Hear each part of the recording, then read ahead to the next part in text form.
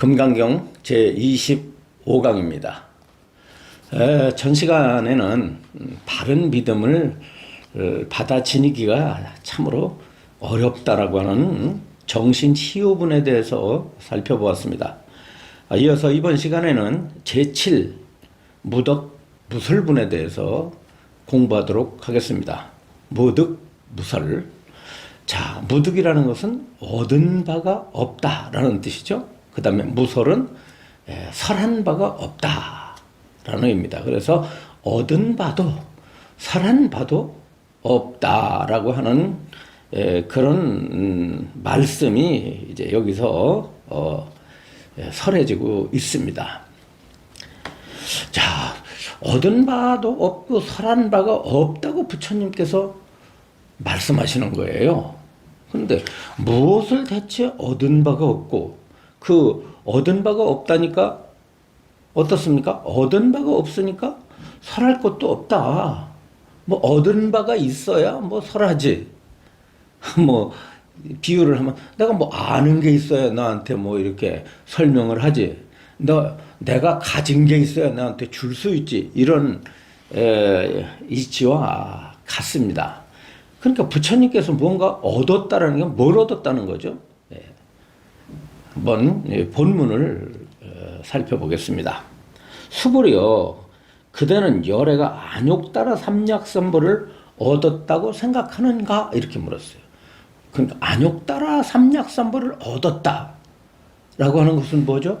부처님께서 깨달음을 얻었느냐라고 수불이에게 묻는 거예요. 참 희한한 질문이죠. 우리가 부처님이라는 말은 무슨 뜻이에요? 깨달은 분이라는 뜻 아닙니까? 부처님은 깨달으신 분이라는 뜻이에요. 부처님께서 아시다시피 출가하신 다음에 선정을 닦으시고 고행을 하시고 그것으로서 만족할 만한 결과를 얻지 못하시자 자리를 옮겨서 붓다야가야라고 하는 그 땅에서 보리수나무 밑에 앉아 깨달음을 얻으셨잖아요. 부처님이 깨달으신 곳. 그때 깨달음이라는 건 그냥 깨달음이 아니라 어떤 깨달음입니까? 가장 높은 깨달음. 그리고 모든 것을 다 아는 깨달음. 그리고 올바른 깨달음. 세 가지죠. 가장 높은 깨달음, 모든 것을 샅샅이 낱낱이 다 아는 깨달음, 바른 깨달음. 그래서 안욕따라 삼약삼보리 그랬지 않습니까? 그러면 요 안욕따라 삼약삼보리를 셋으로 나누어서 안욕따라 보리에 삼약보리, 삼보리라고 제가 설명한 바 있죠. 금강경 초두에 그 선현 기청분에서 설명을 드린 기억이 납니다. 안욕따라 삼약삼보리, 안욕따라 보리는 가장 높은 깨달음. 그 다음에 삼약은 일체를 다 아는 깨달음. 삼보리는 바른 깨달음이라는 의미다라고 제가 설명을 드렸는데요. 이 말은 무슨 뜻이에요? 세상에 깨달은 자들이 많을 수 있겠죠. 불교 말고도 깨달음을 추구하는, 깨달음을 목적으로 하는, 진리를 깨닫는 것을 목적으로 하는 종교들이 있지 않습니까? 그런데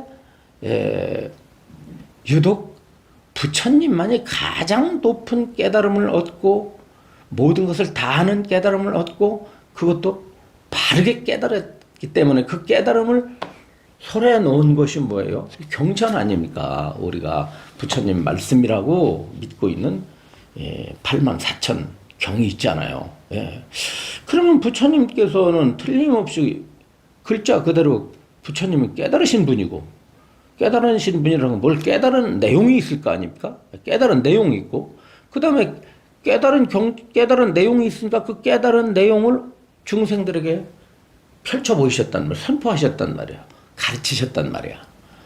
그래서 그게 불교라고 그러잖아요.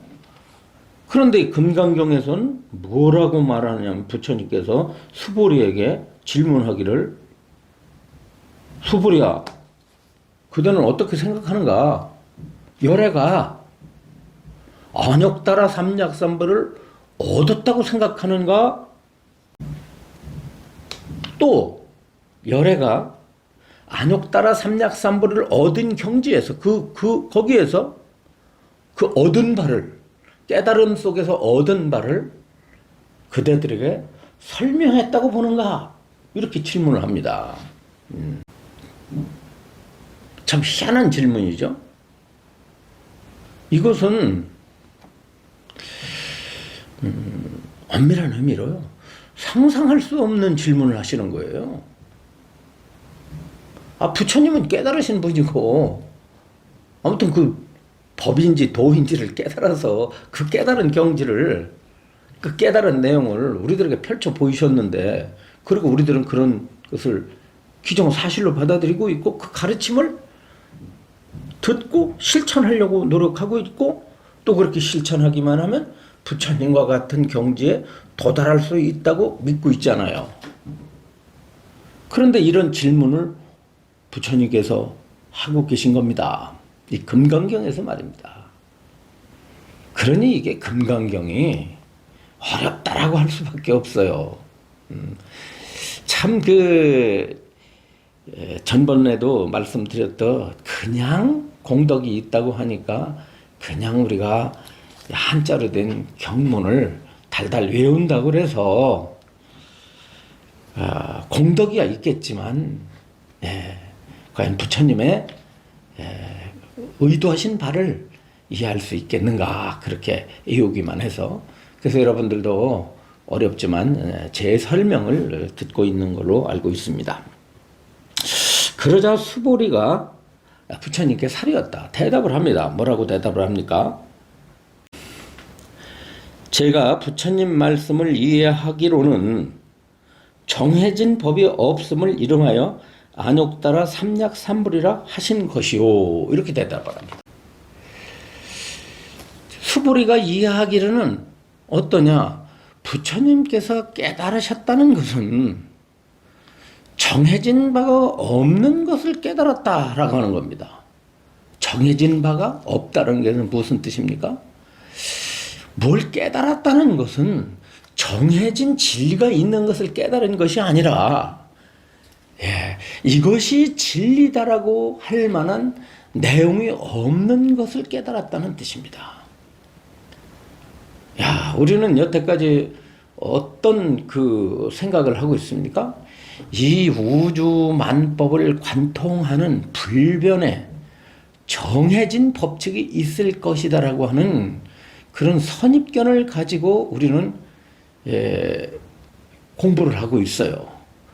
또 이 종교라고 하는 것은 나름대로 어떤 불변의 진리를 말하고 있지 않습니까? 세상 모든 것은 다 변해도 변하지 않는 그 무엇이 있다고 보는 거예요.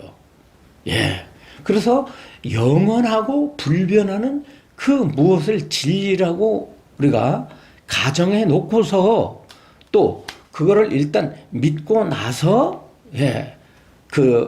진리를 확인하려고 하죠. 그렇지 않습니까? 또 많은 사람들은 우리가 경험하고 있는 이 가시적인 것들 속에, 혹은 가시적인 것들 그 배경에 뭔가 보이진 않지만 우리들의 경험이나 우리들 어떤 감각으로서는 포착할 수 없는 그 미지의 그 불가사의한 그 어떤 진리가 숨겨져 있을 거라고 이렇게 생각을 하고 있습니다. 그러한 진리를 각 종교마다에서는 설명하고 있죠. 이것이 정해진 진리다.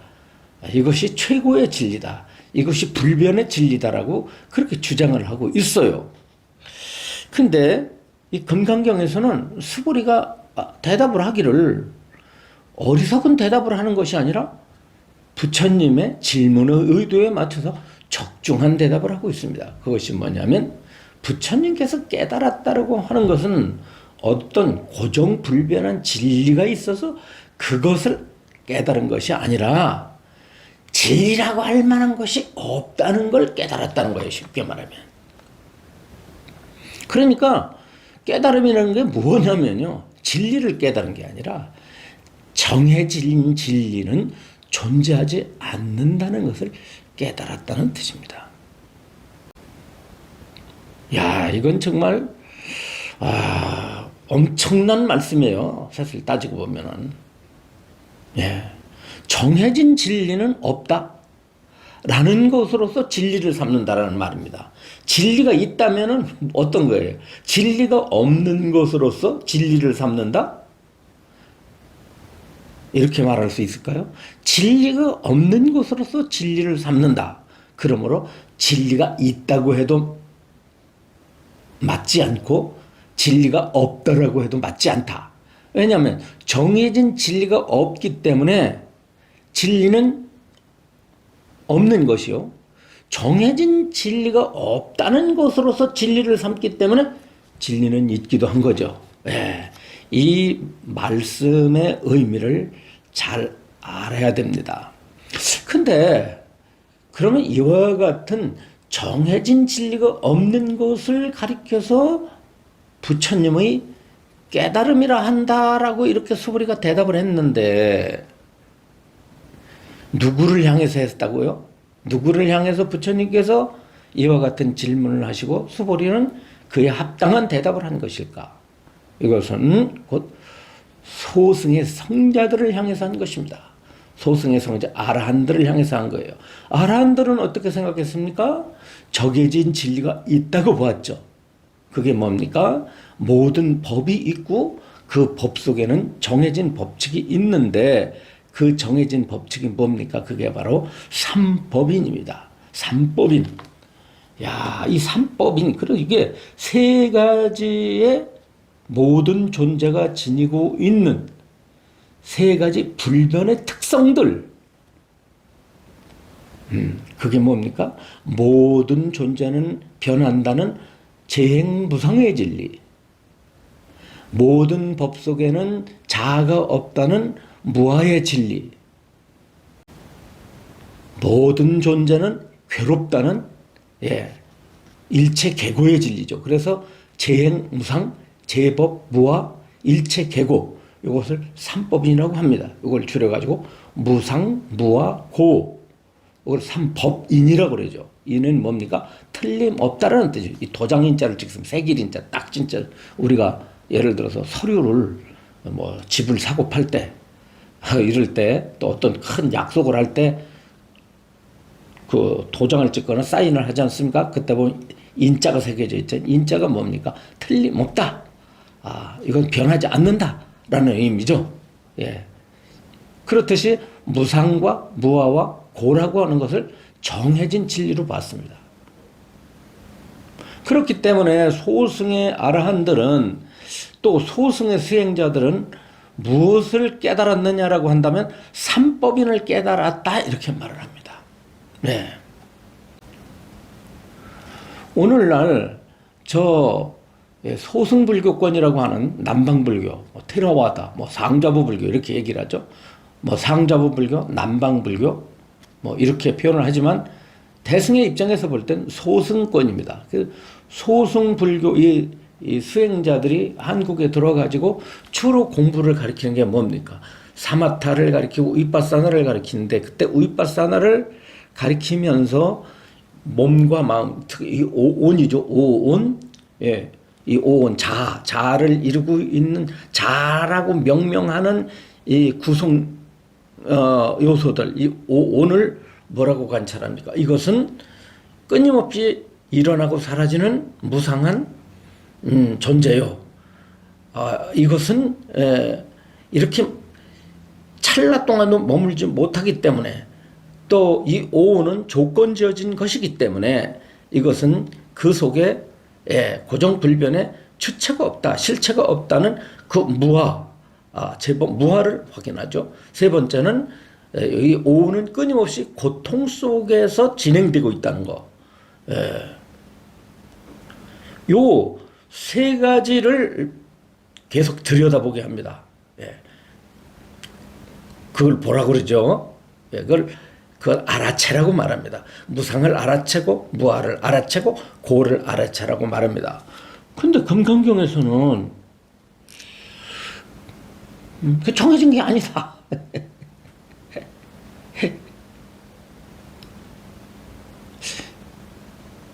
변한다? 재행무상. 모든 것은 변한다? 대승에서는 반문합니다. 정말 변하고 있는가?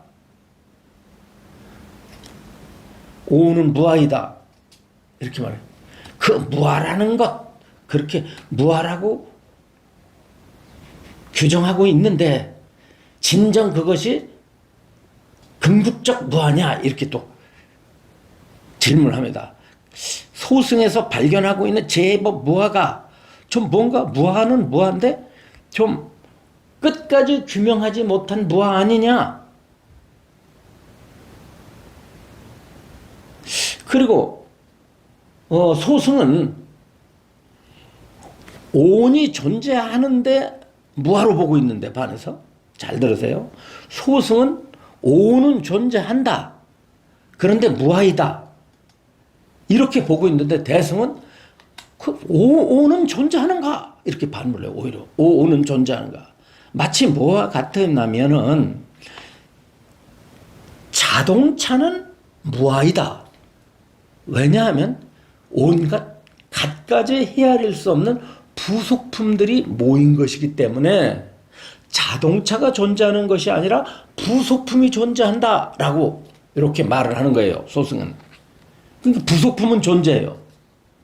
그 부속품이 모인 것이 자동차라고 한다면 실제 자동차가 존재하는 것이 아니라 부속품이 존재하는 거죠. 그렇듯이 내가 존재하는 것이 아니라 오온이 존재한다 라고 보는 겁니다. 그런데 이 대승에서 이 반야경 이런 경전에서는 그 오온도 또 다른 조건에 의해서 만들어진 것이다.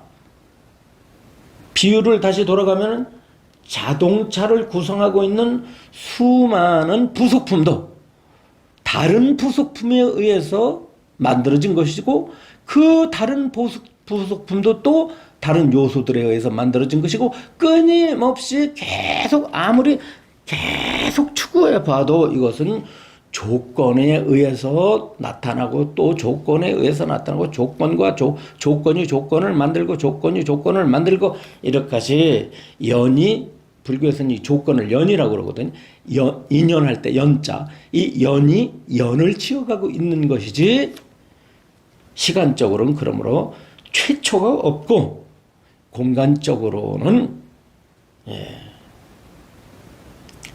궁극적 실체가 없다라고 보는 겁니다. 네. 시간적으로는 시초가 없고 공간적으로 궁극적 실체가 없다라고 해서 이것을 뭐라고 그러냐면 법무화라고 그러는데요. 이 대승경전은 법무화를 설하고 있습니다. 예. 이게 소승은 어디까지 무아는 무아를 제법 무아를 말하고는 있지만은 오는 존재한다. 그 오온 여러 가지 오온이 모인 것이 우리들의 몸과 마음이다 라고 보는 거예요. 그런데 대승에서는 오온도 다른 조건에 의해서 일어났기 때문에 연기된 것이기 때문에 오온도 실체성이 없다. 오온이 실체성이 없기 때문에 자아도 실체성이 없고 이렇게 오온이 실체성이 없다면 변한다는 것도 그것도 다시 한번 숙고해 보아야 된다. 자, 우리들의 오온 자체가 색수상 행식이죠. 몸과 수상 행식이라고는 정신들이 의식과 의식 활동들이 색수상 행식 이 오온이 인연으로 일어났기 때문에 실제하지 않는 것이요. 실제하지 않는다라고 한다면 거기에 변한다는 법칙 자체도 거짓일 수밖에 없다라는 겁니다. 여러분 이 강의 대단히 중요합니다. 다시 한번 말씀드릴게요. 여러분들의 몸과 마음에 해당되는 색수상 행식이라는 이 오온이 모두 조건지어서 일어났다고 한다면, 조건으로 말미암아 나타났다고 한다면 이 오온은 진실성이 없는 것이요. 오온이 진실성이 없다고 한다면 오온 자체에 깃들어져 있는 법칙도, 어떤 법칙도 진실성이 없는 것이다. 그러므로 소승불교의 재행무상, 모든 법은 변한다라고 하는 그 법칙도 제고해 보아야 된다. 결정 내릴 수가 없다라는 거예요. 결정 내릴 수가 없다. 그것이 참다운 무하다. 이것이 법무하예요. 소승의 무하는 소승의 제법 무하하고 대승의 제법 무하는 다릅니다. 예. 그리고 고라고 하는 것도 일체 계고 그랬는데, 고라고 하는 것도 깨닫지 못한 중생의 차원에서는 고가 실제하는 것처럼 보이지만, 완전히 법을 깨달으신 부처님의 안목에서 볼 때는 고는 존재하지 않는다라는 거예요. 그렇다고 한다면 미혹과 깨달음, 다시 말하면 지혜가 전혀 없는 중생과 지혜를 완전히 구비하신 부처님의 안목에서 볼 때의 오운의 가치는 다르게 나타날 수 있다. 즉 중생에게는 일체 계고가 맞을지 모르나 부처님에게는 일체 계고가 성립되지 않으므로 모든 법이 고통으로 규정 내릴 수는 없는 노릇이다라는 겁니다. 그래서 부처님께서 물론 초기 불교의 소승에서 재행은 무상이요 재번은 무하요, 일체는 계고라고 틀림없이 설하셨지만 그것은 중생의 측면에서 중생의 실상을 부처님의 깨달음의 경지에서 바라보신 것이다. 네. 중생의 차원에서 중생의 차원을 부처님의 지혜에 입각해서 설하신 것이요. 거기에서는 끝나는 것이 아니다. 거기서 끝나는 게 아니다. 한 차원 높은 가르침이 있는데 그게 바로 뭐냐? 이와 같은 대승의 가르침이다 이거예요. 그러니까 이게 무상의 가르침, 무아의 가르침, 일체 계고의 가르침이라는 이 세 가지 특성, 삼법인 이 세 가지 진리죠. 이 세 가지 진리는 금강경에 올라와서는 어떻게 됩니까? 예. 차원을 달리해보라. 그것은 이미 접수했으면 이제 어떠느냐? 그것을 접수했어. 그래. 무상이고 무하고 고야. 그렇게 받아들여. 그러나 마하반야, 큰 지혜라고 그랬지 않습니까? 금강 마하반야의 경지에 들어가게 되면은 이 무상, 무하, 고의 가르침은 어떻게 된다?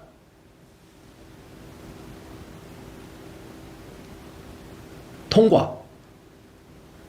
지나가라. 놓아버려라. 이제. 놓아버려라.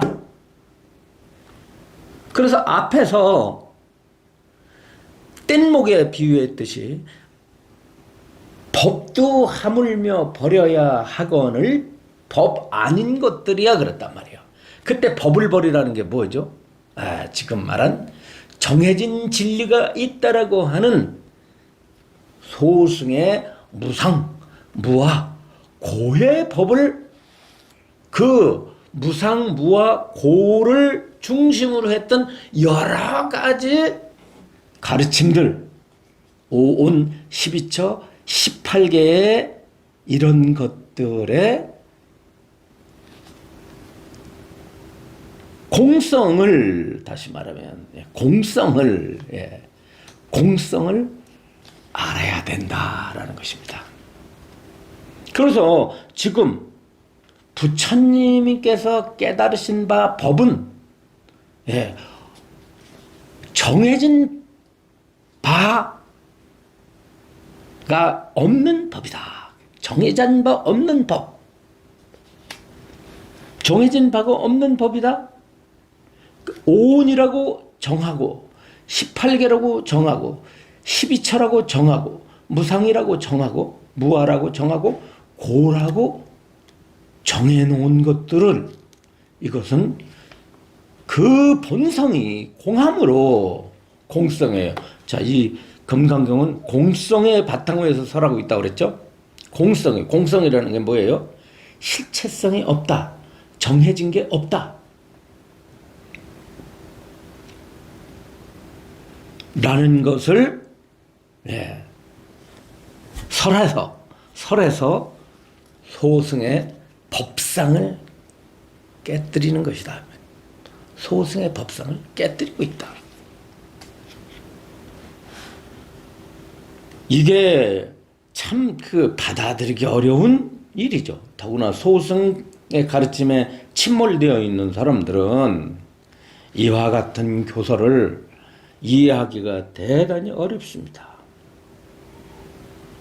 자, 다시 한번 읽고, 제가 부처님 말씀을 이해하기로는 정해진 법이 없는 것을 이름하여 안욕따라 삼약삼불이라 하신 것이요, 또한 정해진 법 없는 법을 여러께서 말씀해 주셨습니다. 그렇습니다. 정해진 법 없는 법을 말했다 이거요. 그러니까 이게 이렇다라고 할 만한, 그렇게 규정할 만한 법은 존재하지 않는다라는 거죠. 자, 전 시간에 법이 있다고 하자니 뭔가 실체가 없기 때문에 실효가 아니요, 없다고 하자니 여러 가지 조건을 통해서 나타났기 때문에 없다라고 말할 수가 없어요. 그래서 법은 유성이라고 해도 맞지 않고 무성이라고 해도 맞지 않는다. 따라서 법은 어떨까요? 있다 없다 자체가 있다느니 없다느니 하는 그 쌌냐 생각, 그 판단으로서는 파악되지 않는다는 거예요. 모든 법은 공성이요, 공한 성품을 가졌을 뿐만 아니라 공한 모습을 지녔어. 그렇기 때문에 모든 존재는 모습이 진짜 모습이 아니요, 진짜 모습이 아니기 때문에 진짜 성품이, 진성이 들어있질 않아. 그래서 모든 법이 자체의 모습을 지니고 있지 않은 것을 역으로 뭐라 그러면 이것을 진상이라고, 참된 모습이라 하고, 모든 법에 진실한 성품이 들어있지 않은 것을 가리켜서 이것을 진성이라고 하는 거예요. 경전에 보면 진상, 참진자에다 모습상, 그 다음에 참진자에다 모습, 이 성품 성자가 있어서 진상, 진성이라고 하는 용어가 나옵니다. 그런데 그게 어떤 의미를 내포하고 있느냐면, 모든 법이 진실하지 않음으로써 진실을 삼고, 모든 성품이 진실하지 않음으로써 진실한 성품을 삼는다라고 하는 것입니다. 무슨 사람들이 생각하기를 겉으로 보이는 이런 어떤 가시적 이런 것들을 이런 차원에, 중생의 차원에서 볼 때는 이런 것이 다 가짜고 그 가짜 속에 진짜 성품이 들어있나 보다 해가지고 가짜 성품과 진짜 성품을 갈라가지고, 예를 들어서 여기 컵에, 이 컵을 볼 때 이 컵, 우리가 보고 있는 컵은 가짜를 보는 거요, 깨달은 분은 진짜를 본다. 이렇게 이제 여러분들께서 단순하게 생각할지는 모르지만, 이 컵 자체가 진실한 모습이 없어. 왜 진실한 모습이 없느냐면 전부 다른 것에 의지해서 만들어졌기 때문에, 다른 것들에 의지해서 만들어졌어요. 진흙에 의지해서, 불에 의지해서, 물에 의지해서, 이 머그컵을 만든 뭐 장인이 있겠죠. 아무튼 뭐 질그릇을 만든 공장이 됐건 어떤 사람이 빚었건 간에 사람이 있겠죠. 그 사람이 기술, 그 공능에 의해서 만들어졌겠죠. 그러면 이 컵은 스스로 존재하지 못하고 전부 흙, 물, 불, 그 다음에 이것을 만든 공능자와 그 기술에 의지해서 나타난 거예요. 그럼 이것은 제 모습을 하나도 없고 남의 것들을 다 빌려서 나타났기 때문에 이것은 컵이라고 하는 자체 모습을 지니고 있지 않은 것을 이건 자상이 없다고 하는 겁니다. 모든 세상의 만법이 다 그래요. 그렇다고 한다면 이 성품이라고 하는 역시 그 모습에 진실이 없다면 성품도 진실이 없다 라고 하는 것이 이 컵이 지닌 진상이며 진성인 것입니다. 그렇다면 여기 여러분들이 보고 있는 이 컵은 뭐겠습니까? 이 컵은 존재하긴 하지만 자상과 자성이 없기 때문에 자체 모습이 아니고 자체 성품이 아니기 때문에 있다라고 할 수가 없고, 그렇다고 이렇게 나타나 있으니 없다라고 할 수가 없으므로 이 컵은 유무를 벗어났습니다. 유무를 벗어났으나 우리 중생들은 이 컵이 있다라고 가정을 하죠. 컵이 있지 않습니까? 있는 쪽에 치우쳐서 우리는 항상 생각을 하고 있습니다. 이것을 뭐라고 말하면 유견이라고 해요. 유견. 존재한다라고 보는 겁니다. 그래서 우리들은 태어나면서부터 맨 먼저 바라보는 가치 기준이 존재한다라고 하는 굳은 관념을 가지고 세상을 살아갑니다. 자, 해도 있고 달도 있고 물도 있고 바람도 있고, 예, 산하 대지가 그대로 있고 꽃도 있고 나무도 있고 우리가 만나는 모든 사물과 모든 사람과 모든 사건들이 실제로 존재한다고 믿어요. 그러나 지금과 같은 무자성의 도리와 무자성의 도리에서 볼 때는 마냥 우리들이 경험하고 있는 모든 것들이 실제한다라고 하는 이런 견해가 독단이라는 사실을 부정할 수 없습니다. 독단. 예. 우리가 여기까지 보고 배우고 종교적인 것도 마찬가지예요. 뭐 불교가 이렇다, 기독교가 이렇다, 뭐 그래서 하나님이 이렇다, 부처님이 이렇다, 뭐 진리가 이렇다. 얼마나 많은 세속에서도 배우는 것이 많지만 종교 속에 들어와도 낱낱이 얼마나 배우는 것들이 많아요. 그런데 전부 그것들이 다 유견에 치우치고 있다는 사실입니다.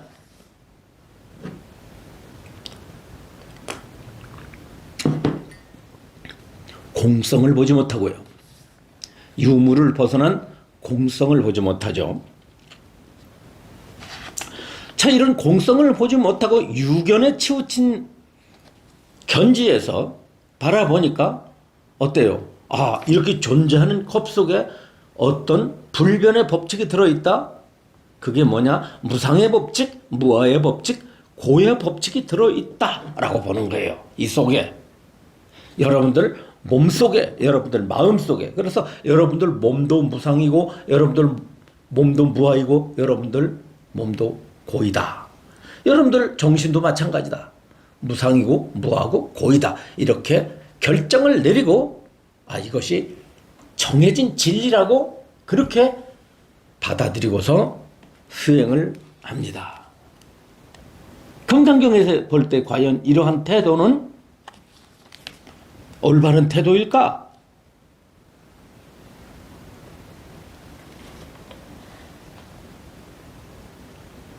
엄청난 이건 파격적인 가르침입니다. 여태까지 우리가 가지고 있던 불교적 관념, 가르침에 대한 관념, 불교의 의대성이 여기 있어요. 불교의 의대성은 어디 있습니까? 예를 들어서 다른 종교 같은 경우는요, 그 교를 일으킨 그 교조를 감히 극단적인 언어를 써서 표현할 수 있을까요?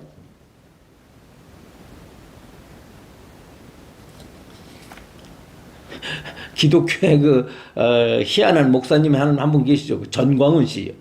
전광훈 씨가 욕을 박살나게 먹지 않습니까? 왜 그래요? 기독교인들한테. 하나님 꼼짝 마. 하나님 까불면 나한테 죽어. 오만 불선하죠. 그래서는 안 되죠. 예. 종교는 저하고 다르지만 자신의 믿고 있는 절대자를 그런 식으로 표현해서는 안 됩니다. 예. 그러나 만약 전광훈 씨가 불교의 그 파격적인 언어를 통해서 사람을 깨닫게 할 수 있었다고 한다면 그거는 살아있는 언어일 수도 있었을 텐데 하는 그런 가정을 한번 해봤습니다. 불교 같으면은 저런 말을 해도 그렇게 그렇게 비난받을 만하진 않겠다라는 생각이 들어요. 물론 그것도 아무나 그러면 안 되고, 그래도, 수행께는 했다는, 그리고, 철저히, 구도를 해서, 철저히 수행을 해서, 뭔가 일가견을 이뤘다라고 하는 수행자의 입에서 나온다면, 그 속에는 우리가 놓치지 않고, 한번 깨우쳐 볼 만한 그런 소중한 가르침이 들어있는 것이죠.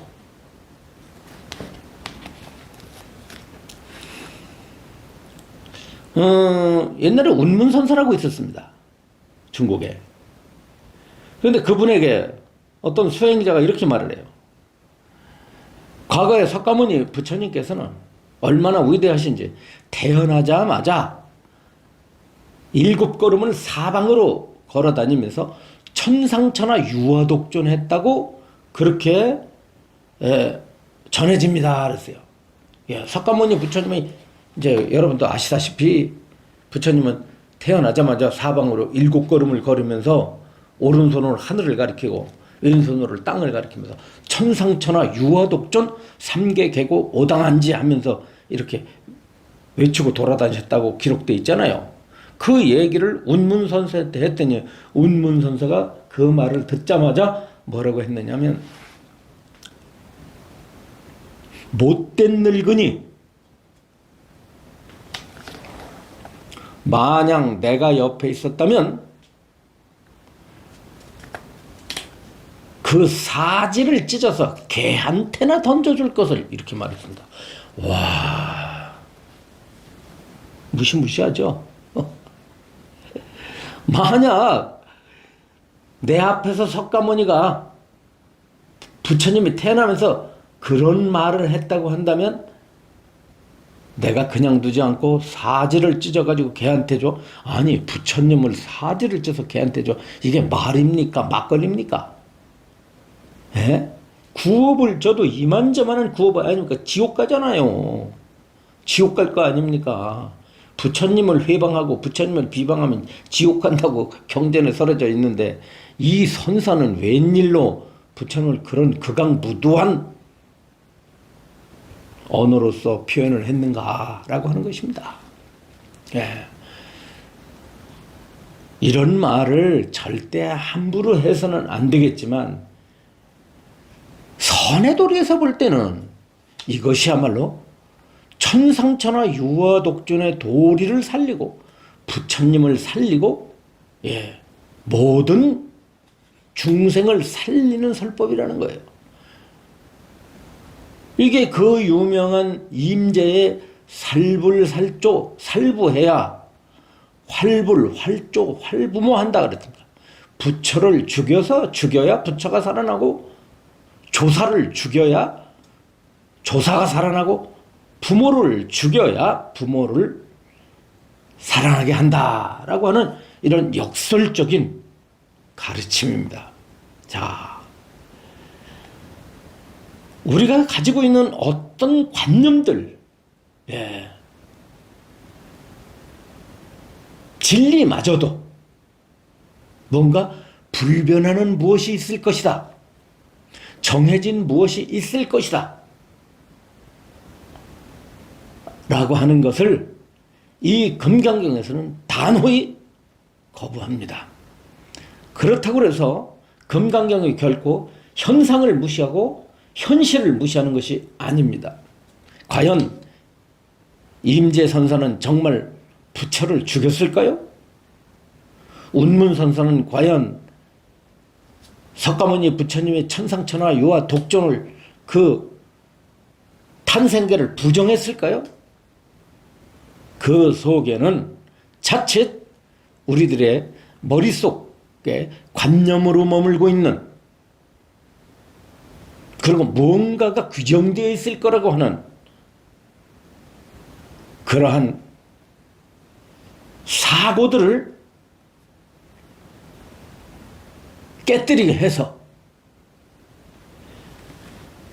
부처의 진실한 설법을 알게 하고 진정 나아가서 우리들에게 대자유를 얻게 하려는 그러한 가르침이 아닐런지 오늘 이 공부를 통해서 한번 돌아볼 내용들입니다. 다음 시간에 나머지 설명드리도록 하겠습니다.